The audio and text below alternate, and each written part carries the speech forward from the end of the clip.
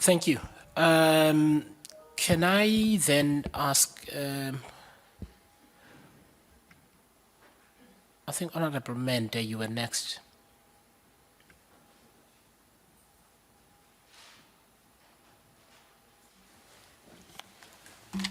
Thank you very much, Chair. Trust me, I'm not going to be very long. So, Chair, the first thing I want to understand is from the Group C is in her understanding and on her own observation, is she making any impact which is taking a Transnet to a better trajectory than where she took off? Reason for this is we're given a picture of an improvement in the past 6 months. And in this past 6 months, it includes, if we calculate now correctly from March to now is 5 months, meaning which the first month was February of the 6th. And that is then attributed to the previous leadership, meaning which when the previous leadership left, the improvement had started. And what is it that is different now, which is being done, that which the previous leadership did not do? Because I'm avoiding, Chair, a situation where we sit here comfortable and be satisfied, or rather lie to ourselves that there's an improvement which is not of this current team. And number two, it's very interesting on when there's this argument of a state capture years. Yet those are the years that Transnet never came to this committee to report a loss. And the after state capture years, we're now reporting losses, even after the so-called state capture has been done and dealt with. There is no improvement. With everything that has taken place in terms of Transnet, one of the contributing factors was that exemption from accounting, which I still do not want to understand when we are given the financials and it says we report in the integrated report. That's not accountability. Who did what, where, when, and what happened to those people? That's what we want. Nothing else. We can phrase it to whatever one, state capture years, what, no problem. Who did what, where, when? Who is that? And if we can't get that, Chair, I don't know why we will continue to sit here and then not explore other avenues into investigating as Parliament and understanding where Transnet is. That of the integrated report, I listened very carefully. No, we don't report on fruitless and wasteful energy. It goes to integrated report, and I'm like, no. It has to have names. It has to have an action. It has to have a cost. It can't be fruitless and wasteful expenditure, finding, yet it doesn't have a cost. Then it doesn't have a name. Then it doesn't have a consequence. Then that's not accountability. And there's no way we're going. We're going to have another leadership, and then it's now going to be blamed on the year of exemption. We're blaming everything now on the year of state capture. Then everything in next year, Chair, is going to be the years of exemption if we leave it now. The third question I have is that which I posed to the Minister of Vetting. We sat with ESCOM that was deteriorating and things were not getting better, only to find at the end of the day, Chair, that the CEO was never vetted himself, he refused. Now we are told of 12 executive or rather higher position officials that have been suspended. Yet we don't know if amongst ourselves sitting here, we're sitting with some of those people, because there is no level of accountability in terms of understanding if people are law-abiding citizens. So can we get to understand the status of vetting of, firstly, the head, everyone who's here, this list, Chair, that was given, there's a separate list we're given. Just account on that one. Then the chairperson will send you the list of the rest. That must be reported, so that we have confidence in your leadership. I'm going to go back again to the CRRC. I don't hear the answer that's what being given. And what is the situation now? How are we going forward? Because it was blamed on maintenance that we have less fleet. Now we have more fleet that has come back. What is the plan going forward? We posed a question previously. Why are we going out of the country for maintenance in the main? What are the aspects of this maintenance that the scope takes it out and nothing is domestic? We have Denel, that's your sister company. Why is Denel not in the picture? Have you reached out to Denel? What is it that they can't do? We have metro rail that can move. Why can't Transnet come in?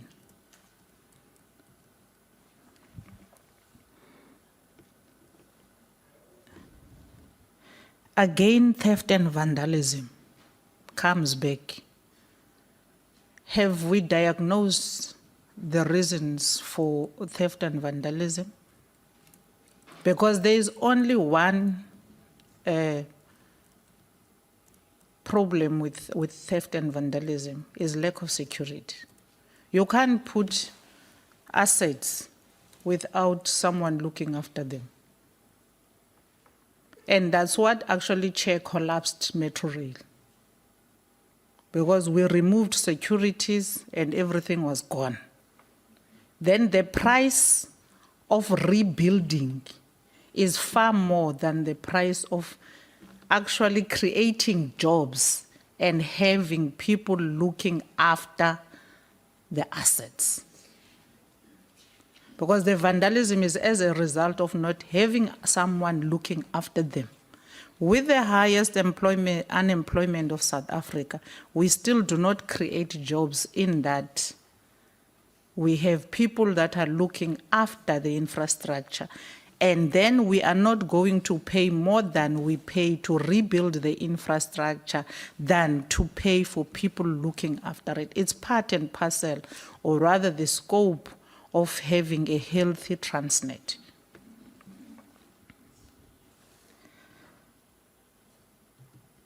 And then the last one is on the take-or-pay. What are the statuses of your take-or-pay? Because that's another area where we have issues on this take-or-pay. And it's a gray area that we don't understand whether it helps Transnet to grow, or it's where a lot of money is leaking? What is happening at the take-or-pay contract? What informs it? What makes it a problem for Transnet, or rather a gain for Transnet? I'll end there. No, the last one is the on investments. Last one. Yeah, is on investments. You reported that you are looking for investment. Can you explain to us the investments that are there which you stopped? You had an African business investment that was ongoing which you stopped. Now you are looking for other people to invest into Transnet. Where are we? What is happening? Who are, because in the South African terrain, who's going to invest in Transnet except for Metro Rail currently that you must assist? But the Africa is looking for your is looking for your business, and outside, in fact, even of Africa, they are looking for your business. Thank you. Thank you, Honorable Mente. Ms. Phillips.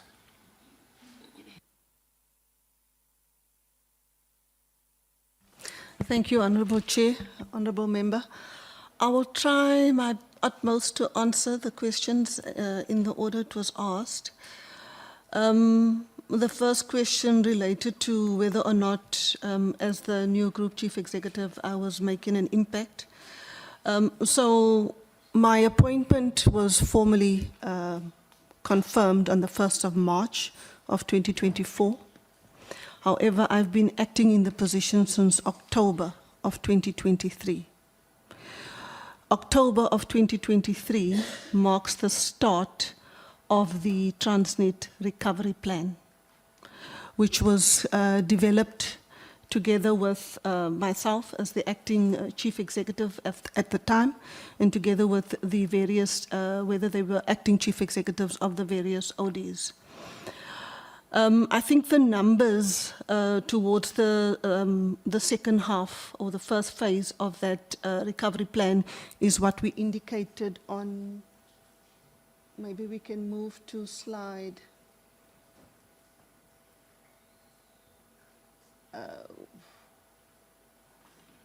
My apologies, I'm looking for the slide.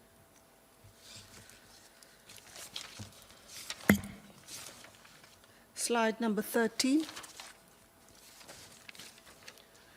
We indicated what the modeling showed from the experts, where we would have ended up, and where we in fact ended up at the end of March of 2024. So when we look at the modeling, slide 13. When we look at the modeling, it shows you 142.8, and we ended up on 151.7. Now, as I've indicated, it was a stabilization of the business, and we foresee going forward that we will continue to improve.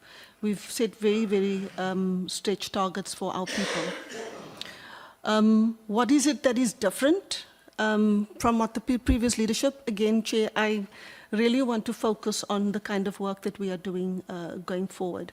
However, if we go to slide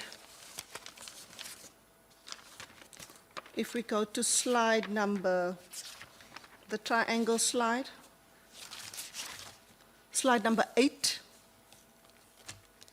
which gives you the tactical things. We talk about the reform later. Now, on this slide, Chair, I can say to you that focus on operational execution is something that we've had to revive in the business.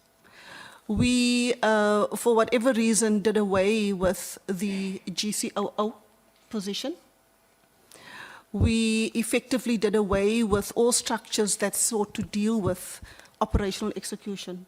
I again, taking the words of the minister, is that, you know, the sins of the people before me, I have to deal with, and I take ownership of that. That is why you saw us now revive that by employing a GCOO. We have not had a group operating officer. since, I think, 2020. All of those matters there that you see, equipment and infrastructure, are the building blocks of what we thought would allow us to improve on the operational execution. So, you know, these are the things that we are very clear on in terms of our diagnosis. Because if you get the interventions wrong, you're going to be effectively implementing the wrong things and you will not see improvement. And I believe certainly that because of the work that we have done in the first phase of the recovery plan, that is the reason why we were able to see the stabilization and then also a bit of a turnaround. Granted, it is not where we want to be. My personal choice would have been for it to have happened a bit faster.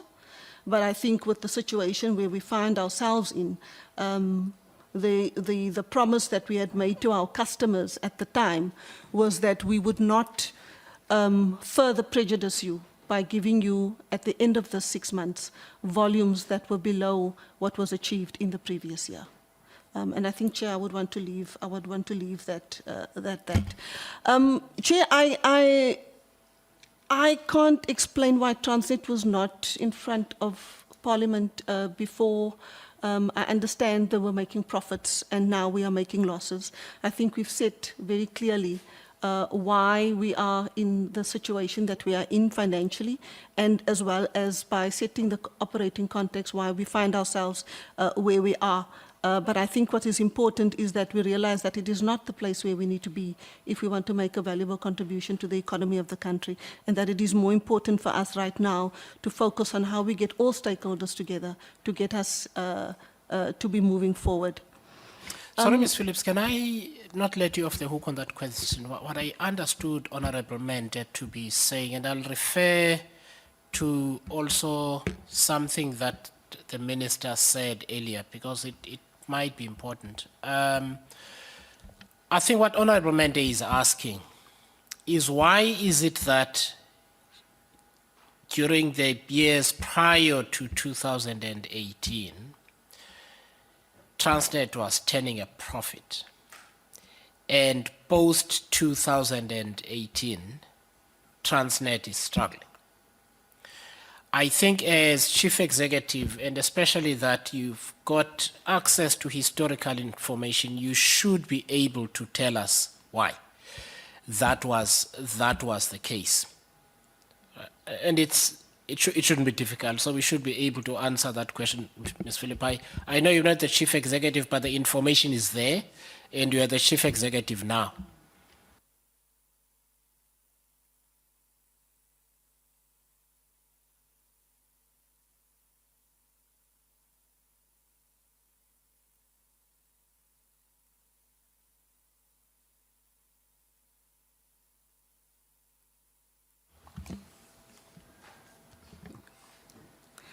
It also shows the, there's a slide, is it this one that shows the redemptions? The interest portion.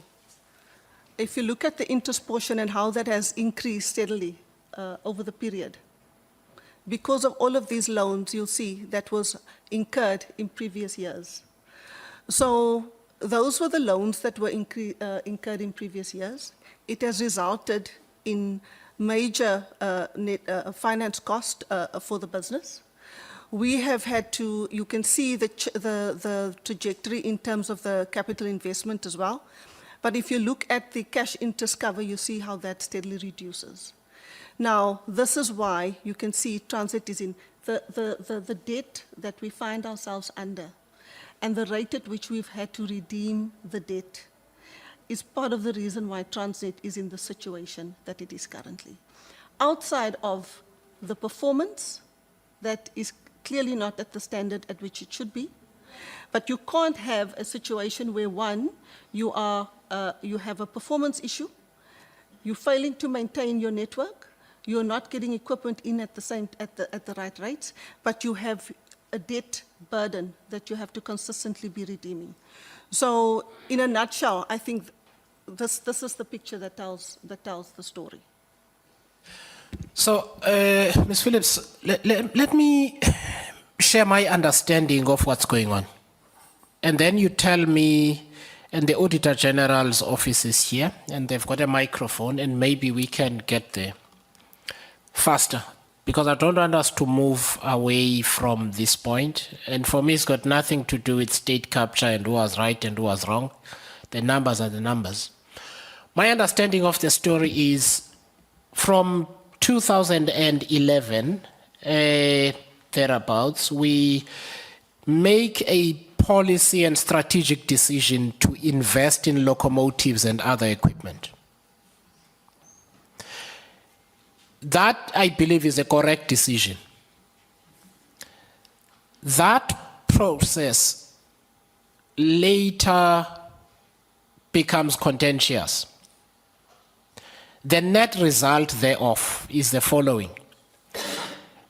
That investment has not yielded anything. So I'm trying to now shorten the story for clarity's sake. We invest the money. We have borrowed the funds from financial institutions in various forms.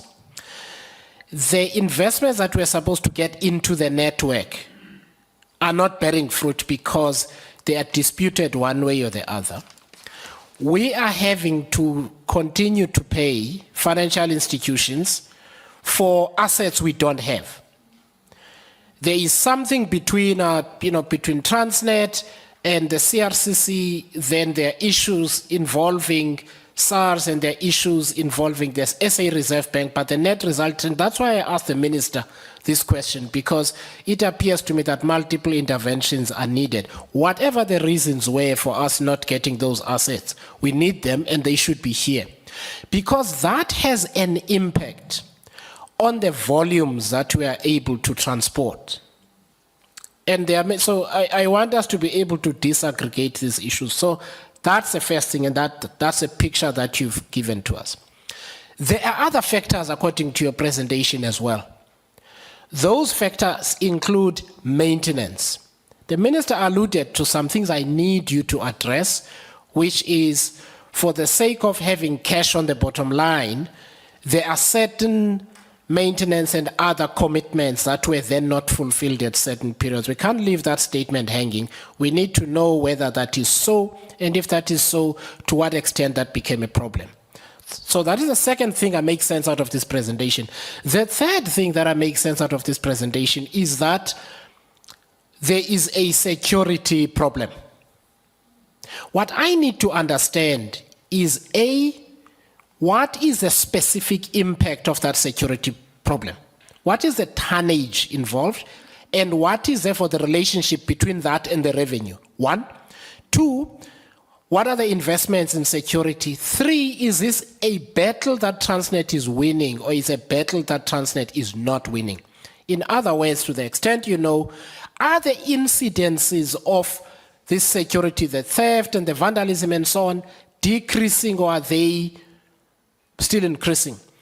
It's nice that we know that you've got X number of drones. What I'm interested in is, are those drones yielding the results that we know? Because then we should know as the committee whether into perpetuity we'll pay ever increasing amounts of money for security interventions that ultimately yield nothing. And in the event that they do not yield anything, I want to know who is responsible. And I fully understand there's what Transnet can do, there's what law enforcement can do. Who's failing in that regard? Thank you. So if we can just get to those issues, and if there's something that I got wrong in my characterization, there is, but I don't want us to only look at the debt, because it is one part. There's security, there's operational efficiency, inefficiencies, and so on. Thank you, Chair. I'm trying to find another presentation, Chair. While you do that, Honorable Mente. Yeah, thank you, Chair. Now, Giselle, I understand you have given us presentations. I think at this stage, you ought to explain yourself thoroughly of what is the situation, and also make proper reconciliations, because loans and the drop in performance and lack of maintenance and security problems don't reconcile. Loans don't explain the drop in performance, because 226 versus 151 can be explained by the debt servicing. That's what I'm trying to explain. So I think it's best for you to just explain the situation without referring to this slide, that you can do that, but just give it to us. What's happening? Thank you. Give a narration, Ms. Phillips, if you can. Thank you, Chair. I will try. I think you've explained the way you've explained it correctly. What I was going to try to do is to actually give the numbers. Unfortunately, I think because we were trying to compress the presentation as much as possible, it didn't make it into the presentation intended for the members. So you are correct, Chair. We purchased 1064 locomotives. We spent money on those locomotives. All of those assets did not come into the system, and we are not getting the benefit of all of those assets, whilst at the same time we are having to pay for loans, whether it be redeeming loans or costs attached to those loans, despite not having the return that is attached to the specific loan. So you are 100% correct in that, and that is why you find that the numbers, the debt number keeps increasing. And unfortunately, we have to continue to increase the debt. I mean, even if you look at the support that we have now received from government, which is the 47 billion rand, that has given us the mandate, in fact, the authority to go and borrow more, which means we've got more cost. But that's the one. Number two, the issue of maintenance. So on a yearly basis, whether it be in respect of capex or maintenance, we have requirements from the various operating divisions, and they will say to you, for example, we need 10 billion.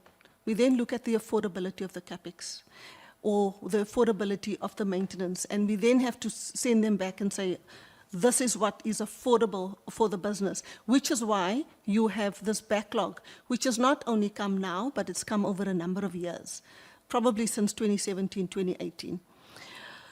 The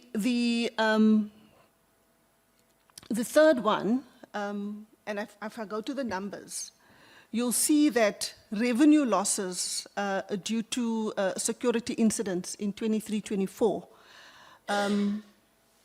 equated to approximately 2.1 billion rand. That is pure interruption in the network. Trains cannot move, or product cannot move, and because of that interruption, no volume moves. We have to now repair the damage that was caused by the criminal elements who have now caused this interruption. It could be stealing of cable, it could be stealing of the signaling systems. Because of the stealing of the signaling systems, we now have to have what we call manual authorizations. So rather than train drivers having signals that tells them they can enter into a specific area, we have manual authorizations, which takes a long time, which means it slows down the entire chain of working. The other aspect, I think, of the security one is we see the cable theft. Cable theft incidents in 2016-2017 stood at 1,709 incidents. In 2017-2018, it was 1,598. In 23-24, that number increased to 4,411 incidents of cable theft. Now, part of the improvement, so if you look at the total kilometers that have been stolen since 2016-2017, it went from 113 kilometers to 1,000 kilometers of cable that is being stolen off the network. In all of those incidents, we lose revenue. We have had to increase our security costs to be able to do that, and we have had to, at the same time, spend money on remediation to ensure that the network then gets to the correct standard. So those are the things that have contributed to the revenue not being necessarily at the right levels, but also the operating expenditure increasing. I'm hoping that I've Those are my follow-ups. So, Honorable Mente, I think two more questions. I remember one of them was the take or pay issue, but there was another one just before. There was a question about the vetting of staff. You recall, Honourable Member, in the last year when we were here, this was also a topic. Of course, we had different leadership at the time. We have the list that you have there. All of us have, in fact, been going through vetting processes. Some people have been cleared. We've got all the stats, and we can provide that for you. So the process is ongoing, but certainly it's commenced very early on with my team. I've had several interviews now with the State Security Agency, and they've been working flat out to try and clear everybody. We are not 100% cleared. I've just received the numbers, but I mean, we're quite willing to make the numbers available to the committee if that's in order. And it goes through all the way from the board, all the way down to the various levels of the organization, my office, and everybody reporting to me, and lower down. So that exercise is definitely ongoing, Chair. There was another question around, apologies, Chair. Together with that exercise, Honourable Member, is the lifestyle audit exercise. We also have a report of the current status of lifestyle audits of employees in Transnet, and we can also make that available. Thanks, Chair. There was a question on the take-or pay. The take-or pay matter, in fact, the Auditor General is here because they can also comment. It's one that we had to pay particular attention to in this last audit. So on the take-or pay, we've had instances since 2020 where Transnet has failed to meet the requirements of the customer. So what that means is that when we fail to meet the requirements of the customer, we are penalized. So we have to now pay the customer the penalty.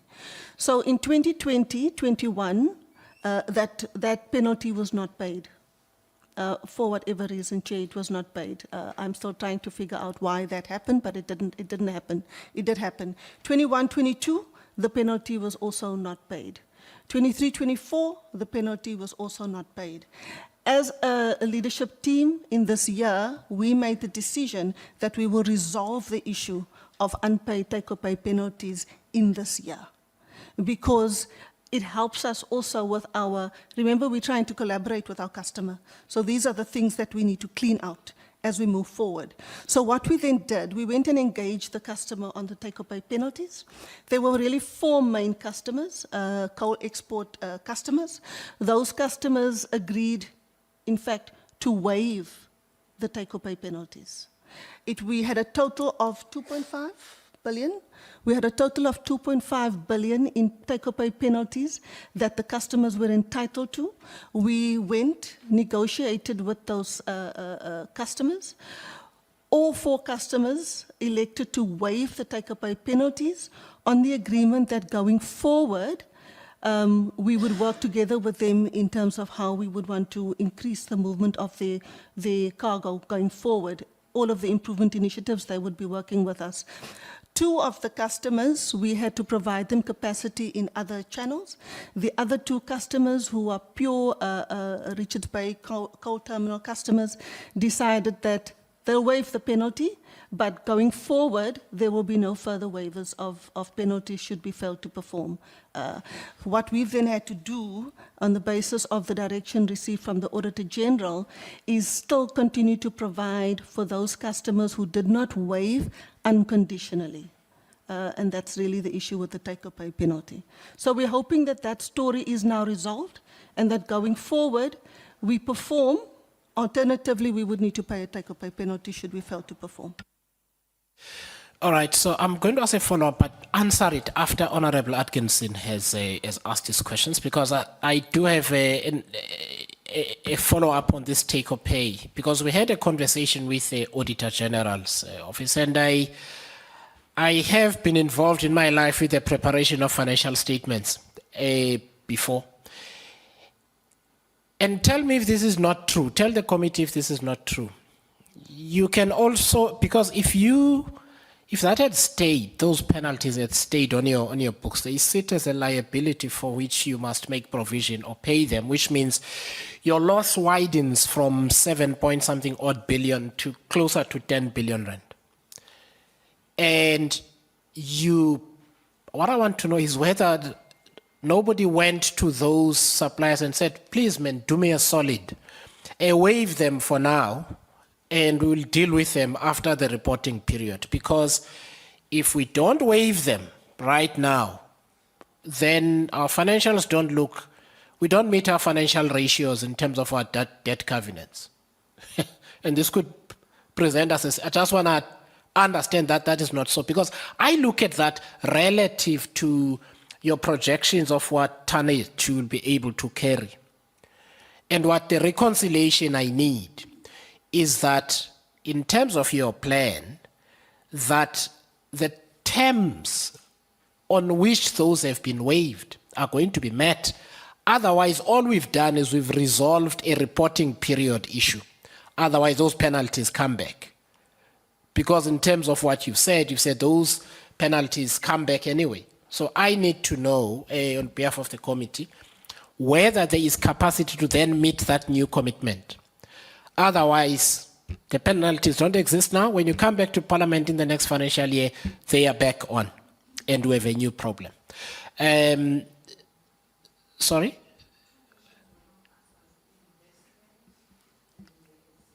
And the exemption from the irregular expenditure in the report, that waiver from Treasury. Thanks. So can I ask, so let's hear Honorable Atkinson. Start with Honorable Mente and my follow-up, and then go to Honorable Atkinson, because I want us to move and cover as many members as possible.